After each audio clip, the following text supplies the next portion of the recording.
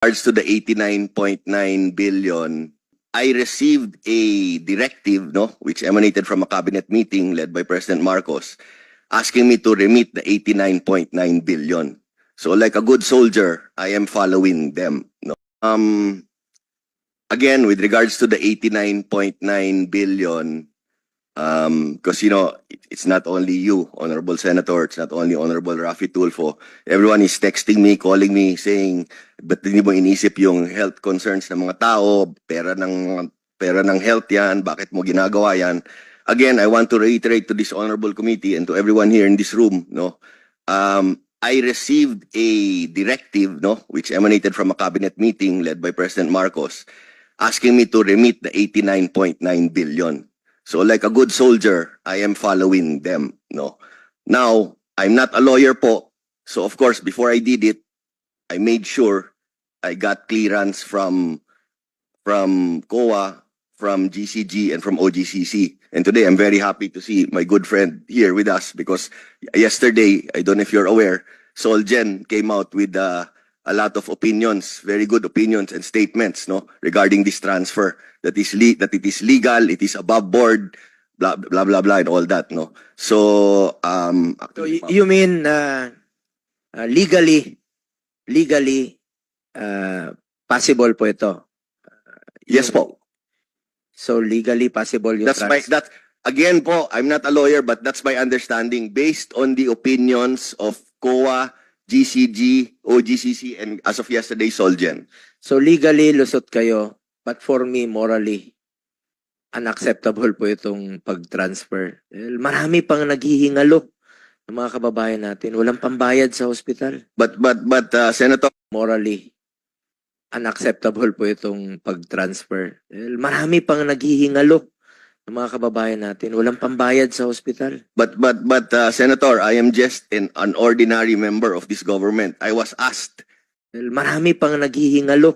and as of yesterday, Solgen. So legally, lusot kayo, but for me, morally, unacceptable po itong pag-transfer. Marami pang naghihingalo ng mga kababayan natin. Walang pambayad sa hospital. But Senator, I am just an ordinary member of this government. I was asked to do something. How can I go against it, Sa sir? lahat ng magiging desisyon mo, isipin mo parate yung mga mahirap, yung mga pasyenteng naghihingalo na walang pambayad. Isipin mo lang parate yun. Sir, well, if the board will support us, if the PhilHealth board will support us, baka mauna kami, But again, like I said, I'm not so sure if the board will fully support us, But we'll keep you posted po, Senator. You are the president of the board. I sit as vice chair po. The chairman is Honorable DOH Secretary Ted Herbosa po. But I you sit are, as vice chair. but and- you are the face of PhilHealth. Okay. Kayo pong nagpapatakbo, you're part of the EXICOM. Kung ano naman siguro ang rekomendasyon ninyo ay malaking weight po yun, That's true po. Pero I don't know if you recall po, when I announced this in our last hearing, the next day, lumabas po sa newspaper si Secretary Herbosa. Sabi niya, he's strongly against it. In fact, yung exact words niya, what the hell is Ledesma talking about?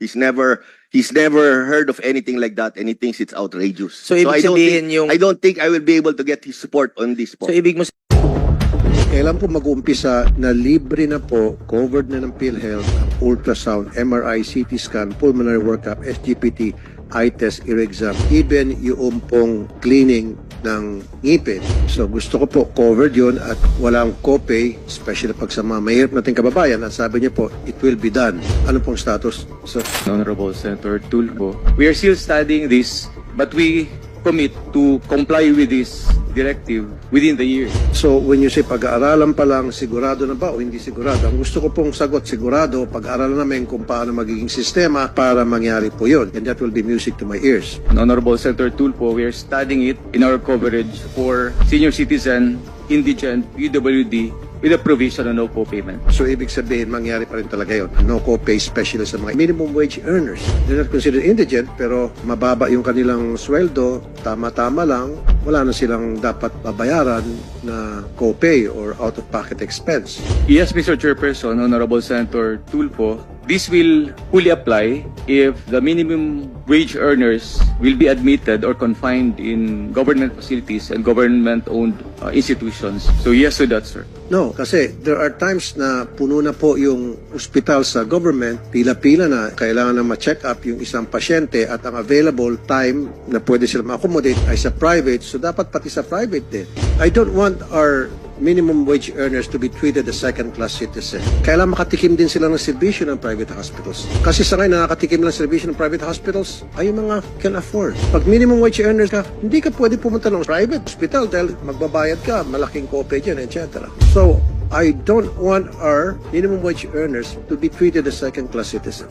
With that said, sir, we will include private hospitals then. Thank you very Understand. much. And this is recorded, ano? Pwede ko kayong tingilin. Yes, sir. Yan ang gusto ko sa Mr. Ledesma. Palagi mong kinokol yung mga request namin dito, lalo pat kung mahirap na kababayan ang ating pinag-usapan. So, pro-poor ka pala talaga. Thank you for that. Basta makatulong po kami, Senator Tulfo, we're always there po.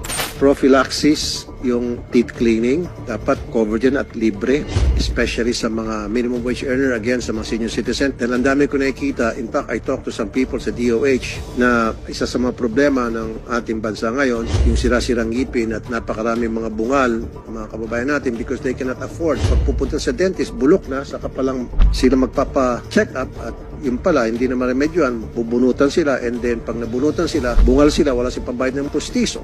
So, gusto ko covered yan, pati yung postiso, covered.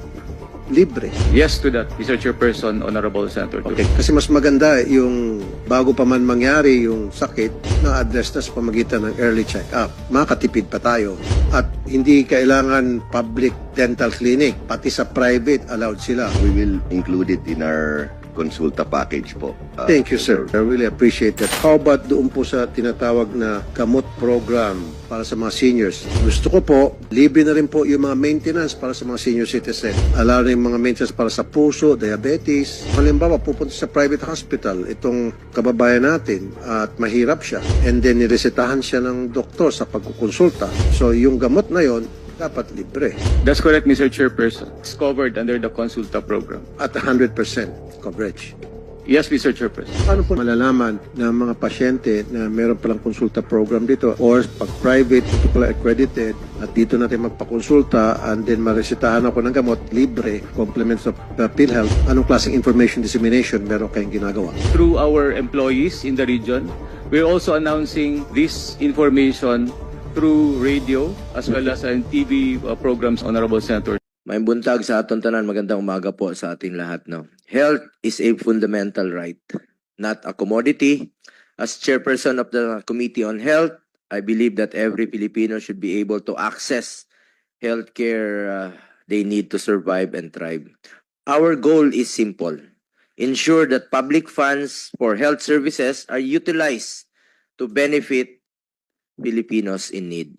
Ang PhilHealth po ay para sa health. In the previous hearings of this committee, we covered several areas of concern, including the continued effort for the release of health emergency allowance for qualified health workers. Ito po yung mga services rendered na po since the start of the pandemic. Our push for better health infrastructure in communities, such as the establishment of super health centers we advocated for before, and proper implementation of regional specialty centers law, which we principally sponsored, and better access to medical assistance for the poor through the Malasakit centers, which we championed and institutionalized into law. Today, we shall also hear the updates of the Department of Health on various health concerns, such as the mpox, leptospirosis, and dengue. In the past two hearings, we questioned the transfer of 89.9 billion excess funds of PhilHealth to the National Treasury that remains unutilized, despite the growing number of poor patients seeking help from the government. Sana naman po'y magising na po ang pamunuan ng PhilHealth. Hindi naman sila bangko na dapat mag-ipon lang po ng pondo. Gamitin po ito para maproteksyonan ang kalusugan at buhay ng bawat Pilipino ayon sa kanilang mandato at alinsunod din sa Universal Healthcare Law. Ilang pasyente na po ang makakapagkonsulta sa doktor kung gagamitin lamang po ang 89.9 billion para sa mga pasyente. I-compute nyo po sa inyong mga calculator o sa inyong mga cellphone dyan. Yung almost 90 billion na yon kung tutuusin sa 1,000 pesos per konsulta. 90 million Filipinos na po ang malilibre. Ilang kababayan na po natin ang maiwasan po ang mas malalang sakit kung makapagpakonsulta sila ng maaga. Samantala, maraming Pilipino pa rin ang takot magpakonsulta dahil sa babayarin sa ospital. Takot talaga sila magpa-check up. Dahil pagtingin pa lang nila sa ospital, ako, laki ng babayaran. At saan kami kukuha ng pambayad? Hindi ko talaga maintindihan kung bakit meron pa rin pasyenteng namamatay, naghihingalo, habang ang laki po ng pondong natutulog sa PhilHealth. Na-discover natin, 500 billion ang reserve fund ng PhilHealth. Kaya nga po, winalis na lang po ng National Treasury kasi sobrang araw po ang inyong pondo. We have heard and supported the appeal of the medical community and their strong opposition to the transfer. Just recently, business groups have also called out PhilHealth that despite posting surplus funds, the agency's health insurance coverage is still at the bare minimum. Members continue to disproportionately shoulder the burden of their hospital and healthcare expenses. The Philippine Chamber of Commerce, or the PCCI, does not see the need for another premium rate hike to sustain its operations and services to its members. It needs efficient management of its funds. Several economic experts and former officials of the National Economic Development Authority, Department of Budget and Management, Bangko Sentral ng Pilipinas, and the Department of Finance also explained that PhilHealth is a social health insurance program that is distinct from other government-owned and controlled corporations or GOCCs. Is that its funds are devoted to a strictly specific purpose. Health po ito.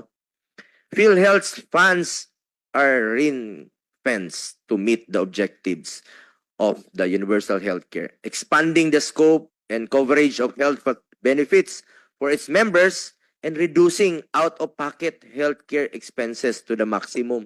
Ito pong issue ngayon dito yung binubunot po ng mga pasyente tuwing nagkakasakit sila. Yun ang katanungan na dapat masagot po ito ng PhilHealth. Habang nandiyan po yung inyong reserve fund. Magtatanong talaga yung mga kababayan natin, bakit hindi nyo gamitin yung pondo ng PhilHealth habang yung mga kababayan natin namamatay, naghihingalo, walang pambayad, nangungutang, nagsasangla, para lang po makalabas sa ospital. Ngunit higit sa lahat, maliban sa mga experts natin, pakinggan rin natin ang ordinaryong mamamayan natin dahil sila naman po ang mas nangangailangan. Karamihan sa kanila ay walang health emergency savings dahil maliban sa maliit na sweldo at kita, ay inuuna po nila ang basic needs. Importante rito yung pagkain, bahay, kuryente, tuition at pamasahe. Pero dahil wala namang pinipili ang sakit, ang mikrobyo, mayaman man o mahirap, oras na nagkakasakit ang mahirap na Pilipino, ano nangyayari? Binibenta ang kagamitan, naisasangla ang lupa, kalabaw, tricycle, naghihinto po ang pag-aaral ng anak, at nagtatrabaho, nahihinto po ang trabaho minsan dahil sa pambili po ng gamot. Lalo na kung ang breadwinner ang nagkakasakit, talagang guguho ang mundo ng isang ordinaryong mamamayang Pilipino. Dito sana papasok ang gobyerno kasi nasa saligang batas naman natin na isang basic right ang kalusugan. Kaya sinisiguro natin na mag-invite rin tayo sa hearing na ito ng mga ordinaryong PhilHealth members para bigyan po ng mas konkretong mukha ang sitwasyon at nangyayari sa buhay ng mga Pilipino. Bakit masyadong nagiging komportable na tayo sa ating mga air-conditioned boardrooms and offices? Ngunit nakakalimutan na nating bumaba talaga sa mga pampublikong ospital at makita ng personal na yung mapait na katotohanan po ng mga pasyente. Pakinggan po natin sila dahil pangako ko naman po sa ating mga kababayan na papagamit po itong committee.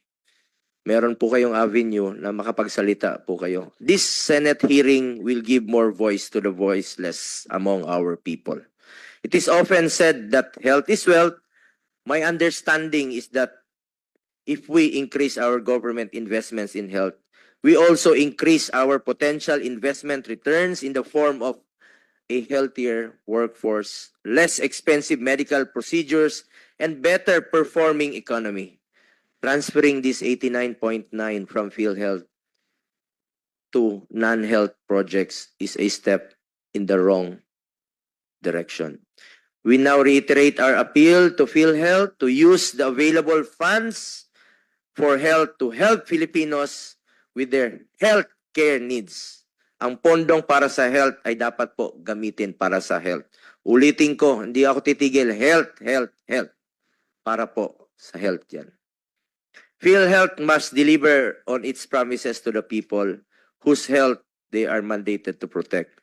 First, to increase its case rates which have been insufficient in covering medical costs. Napakaliit po talaga ng inyong case rates.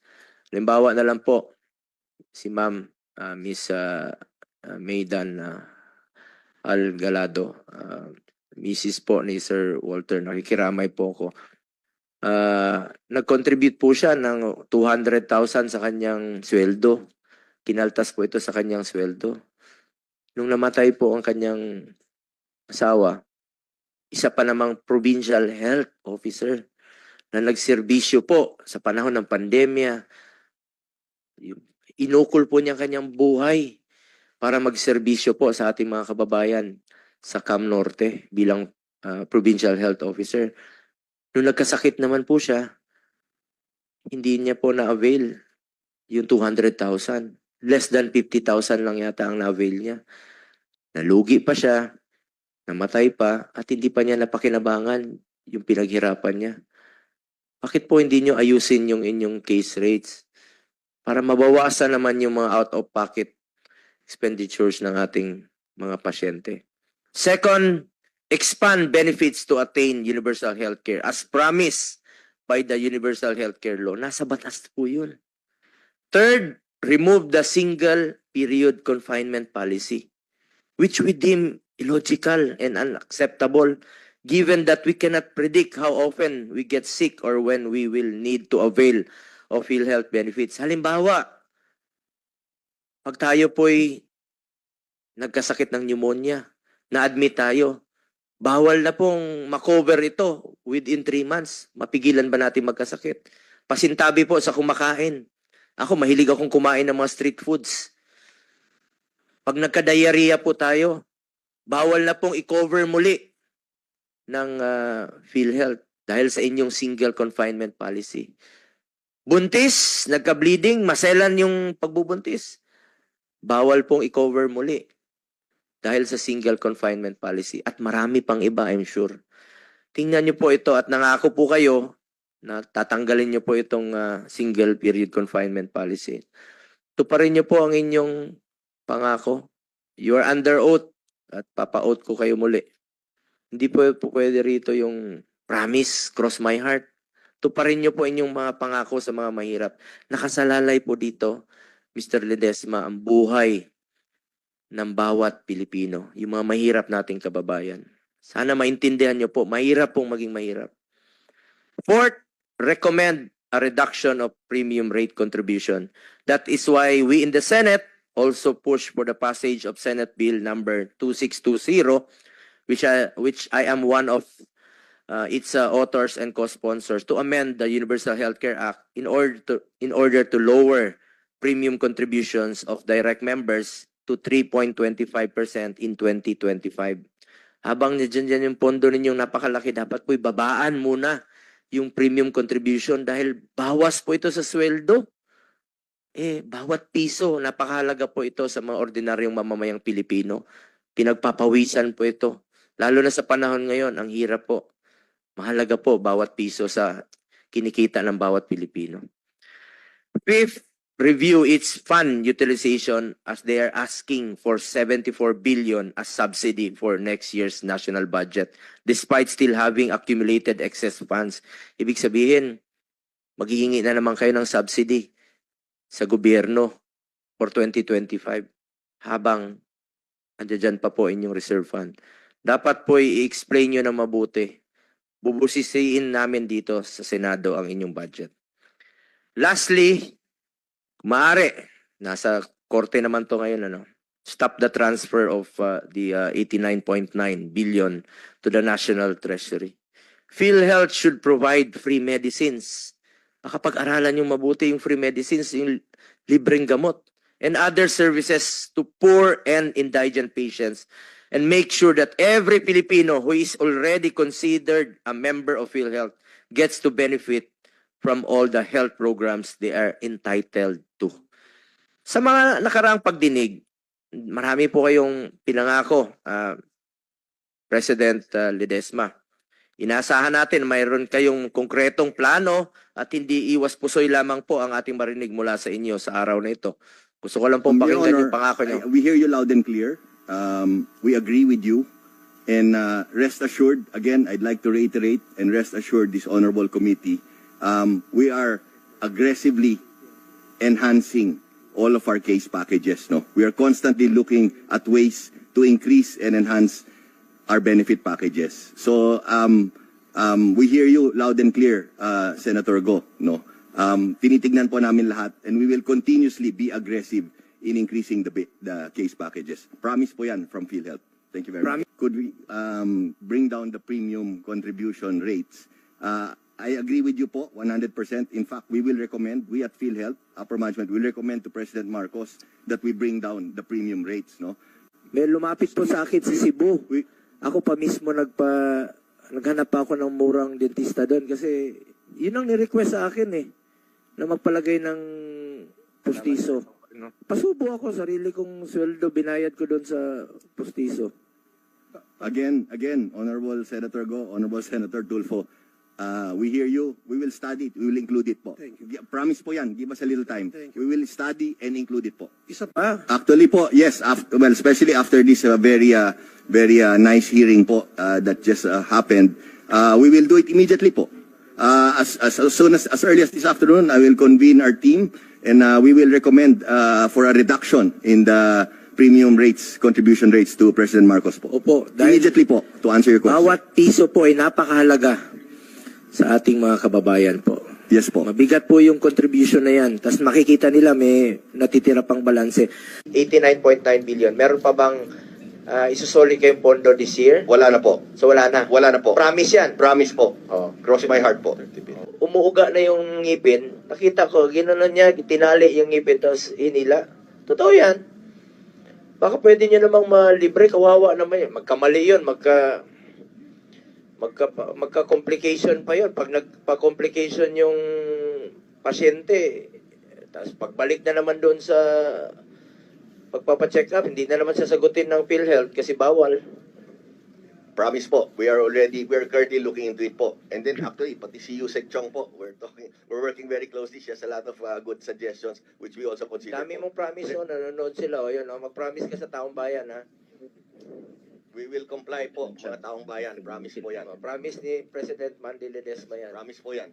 We are thoroughly reviewing another round of 30% increase across the board, no? So that means all of the 9,000 case rates, almost all of that will be increased by another 30%. And we can commit to this honorable committee po that will happen before the year ends po or before Christmas po. Mangyayari po yan. So magiging 60% na po. Babantayan ko yan. At yung tanong Yes, ko po. kanina sa single confinement, totoo ba yun? Hindi pwedeng Yes, pag nag-bleeding ka ngayon, after 2 weeks, bawal na, same confinement? Actually, thank you for your question, Honorable Senator Bongo. No, that PhilHealth circular po was released 2013, no, more than 10 years ago. So ba't hindi nyo tinignan ito, hindi nyo binago? So actually, now that thank you again for pointing it out, no, honorable senators, no. Talagang laki talaga yung tulong niyo sa amin po. Because of that, and it's been so long, we are going to thoroughly study the revision and possible removal of the policy of single period of confinement po. So rest assured po, we shall do that immediately po. So Thank you tama for yung point. sinabi ko na Tama po, and thank single confinement lang. yes po, and thank you very much for Yung pointing it. pasintabi sa kumakain, yung diarrhea. pag nagka-diarrhea kayo, na-admitted ka, after 2 weeks, bawal ka magka-diarrhea o bawal mong i-avail yung... Tama po kayo. Seems to be a flaw in that circular. So, like I said po, rest assured, we will look into it immediately, study thoroughly, Sir, and get back to you. Yan po yung mga pinangako mo, President Ledesma. While waiting for the Supreme Court's decision, sana po may resulta na po ang mga pangakong binitawan niyo po sa mga previous hearing. Pangatlong hearing na po ito. Gaano katagal pa ba maghihintay ang mga pasyente? Hintayin pa ba natin? Mamatay na lang po yung ibang mga pasyente na hindi pa nila na avail ang kanilang dapat na ma-avail from PhilHealth. While PhilHealth has a proposed budget of 74 billion for next year, which they may yet again fail to efficiently utilize, our specialty hospitals suffer from budget cuts in their proposed budget. Kindly take note of this, DOH. No? The proposed budget for the Lung Center of the Philippines is reduced to 711.3 million in 2025 from 791 million in 2024. Binawasan. NKTI has been allocated 1.49 billion in 2025, which is a reduction from its 1.63 billion in 2024. The Philippine Heart Center also suffered a budget cut from 2.41 billion in 2024, naging 2.21 billion na lang po in 2025. The Philippine Children's Medical Center has a proposed budget of 1.40 billion in 2025, a decrease from 1.96 billion in 2024. Tingnan niyo po yung pumipila dito sa mga hospital na ito. Puro po mga mahirap nating kababayan. Dapat dapat nga i-increase pa ito, knowing na ang dami pong pondo ng PhilHealth para ma-avail naman po ng mga kababayan nating mahirap. Nakapila po yan dyan sa labas. Hanggang ngayon, yung mga pasyente, mga kamag-anak, nagmamakaawa ang pumunta rito sa Senado, humingi ng tulong hanggang ngayon. Kaya, nung 2020 budget deliberation ng RITM, hindi po ako pumayag na bawasan po ang pondo ng RITM. Ni-reduce ng DOH. Alam nyo, kutob ko lang po. Hindi ako pumayag. Nagkatotoo po yung kutob ko. Sino ba mag-expect darating yung pandemya ng 2020? Binawasan nila ang RITM ng ilang milyon. Yun pala, pagdating ng 2020, yun ang pinaka-importanting opisina na kakandak ng test na pinapadala pa po sa Australia. 1 week pa yung resulta. So, lessons learned tayo dito. The more we should invest sa ating health care. Meanwhile, according to the DOH, government hospitals still have 14.8 billion in unpaid claims from PhilHealth. Government hospital na hindi nyo pa nababayaran. This is why we will thoroughly scrutinize the proposed budget of PhilHealth in the upcoming budget deliberations. We also take notice that the Supreme Court already set the oral arguments regarding the cases filed before it on January 14, 2025. By then, nalipat na po siguro yung buong 89.9 billion. Although we recognize the independence of the judiciary as a co-equal branch of government, sana po yung mabilis po ito, madesisyon na kaagad. Dahil this affects the benefits ought to be received by millions of Filipinos. By the time makapag-desisyon sila, tapos na. Ilan pong Pilipino pang matutulungan ng mga pasyenteng mahirap dito sa 89 billion. Doon nasa korte na po yan. Ang pakiusap ko lang po sa ating PhilHealth, sa natitirang pondo nyo po, yung 5 punto po dito. Increase case rates, lessen the out-of-pocket expenditures, bawasan po yung premium contributions, increase benefit packages, remove single confinement policy, at marami pang iba. Utilize your funds, please, PhilHealth. I'm appealing to you. Maraming salamat po. Para sa akin, ang kapakanan at kalusugan ng Pilipino ay hindi po dapat pinaghihintay. Ulitin ko po, ang pondo ng PhilHealth ay para po sa health gamitin. Imbis na pinapatulog ng PhilHealth ang pondong pangkalusugan, na mula naman po sa taong bayan at para po sa taong bayan yan. We will continue to fight for affordable and accessible healthcare for our people and oppose anti-poor policies of PhilHealth.